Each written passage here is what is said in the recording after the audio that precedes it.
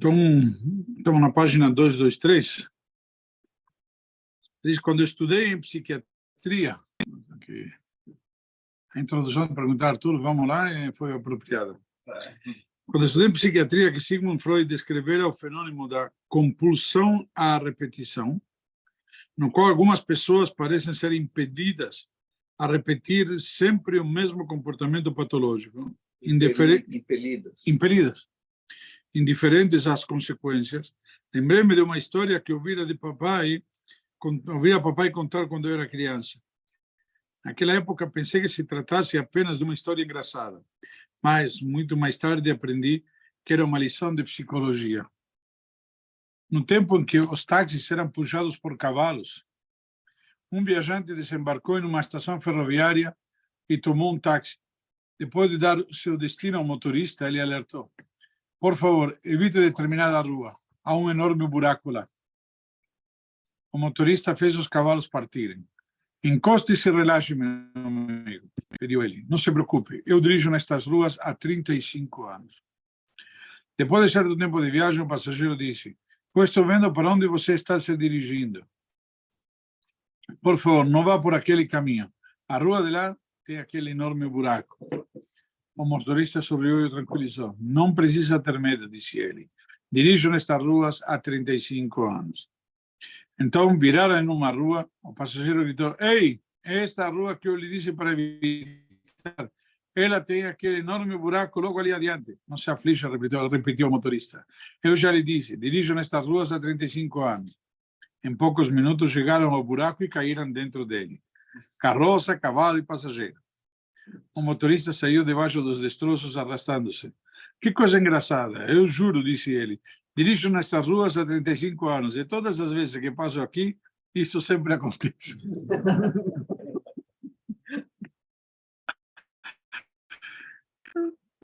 Talvez ele deveria puxar a carroça.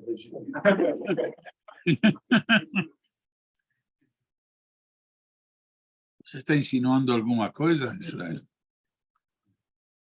Depois de muitos anos de prática psiquiátrica, comecei a perceber que os problemas de algumas pessoas se devem a períodos de doença, sejam neurose ou psicose, enquanto outras têm problemas caracterológicos.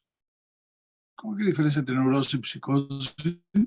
A psicose, a pessoa, ela sai da realidade. Ela acredita que em uma outra realidade, né? A psicose, a esquizofrenia.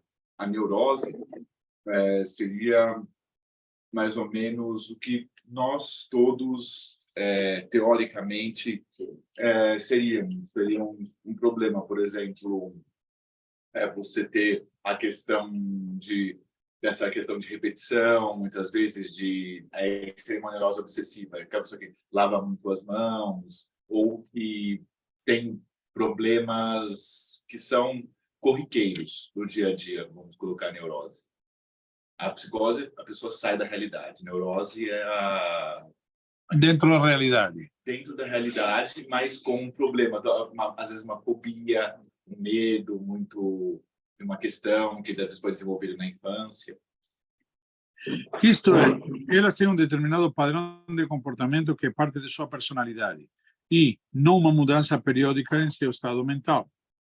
Verifiquei que esse último caso é muito resistente a mudanças e, mesmo quando a pessoa afirma que mudou seu caráter, a mudança tende a ser superficial, na melhor das hipóteses, ou seja, a pessoa não muda de fato. Eu não teria demorado tanto tempo para perceber isso se tivesse compreendido uma história que papai costumava contar. Zurach era sobrina. Era o tipo de homem que, se lhe dissessem o dinheiro ou a vida, provavelmente estudaria cuidadosamente as duas opções. Certo dia, Zurach foi ao Chiu com sentimentos claramente conflitantes. Anunciou um Mazel Tov, pois sua esposa tivera um filho, mas sabia que teria de convidar as pessoas para o bris. "Eu acho que terei de servir alguns petiscos", lamentou-se. "Petiscos?", perguntou seu amigo. "Em um bris? Zurach, você deve estar brincando. Em um bris não se serve petiscos. Você deve fazer um banquete completo com peixe, carne, vinho e whisky. E sabe o que mais, Zurach?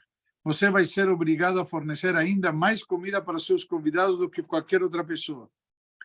por uma característica da natureza humana. Quando o anfitrião é avarento e regula a comida, isso abre o apetite dos convidados e eles comem 2 vezes mais. Pelo menos parece isso para o anfitrião. Zurach não teve opção se não servir um jantar completo no bris. Enquanto os convidados saboreavam a refeição, Zurach correu até seu amigo e exclamou: olhe, não estou regulando a comida. Todos podem muito bem comer o quanto quiserem, eu juro. Mas isso não está adiantando nada. Estão comendo demais mesmo assim.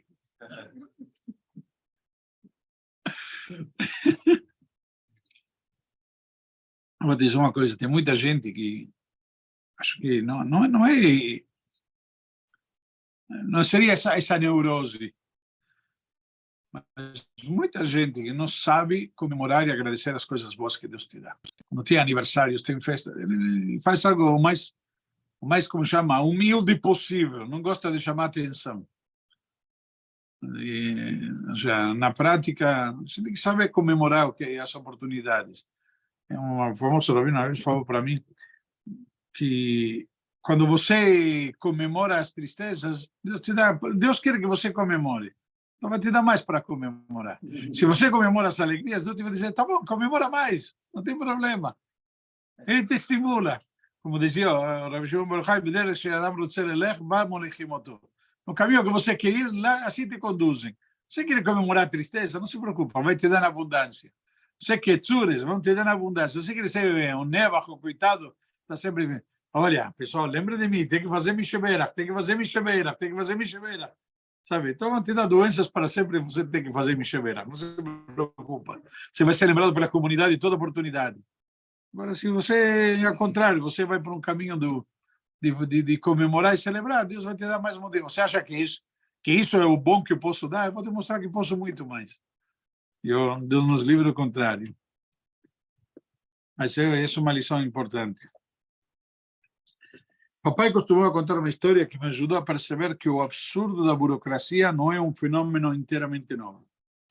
Regras sem sentido existem há muito tempo. Uma viúva que vivia num pequeno vilarejo da Rússia tinha um filho que emigrou para os Estados Unidos. Passaram-se meses sem que ela recebesse notícias suas.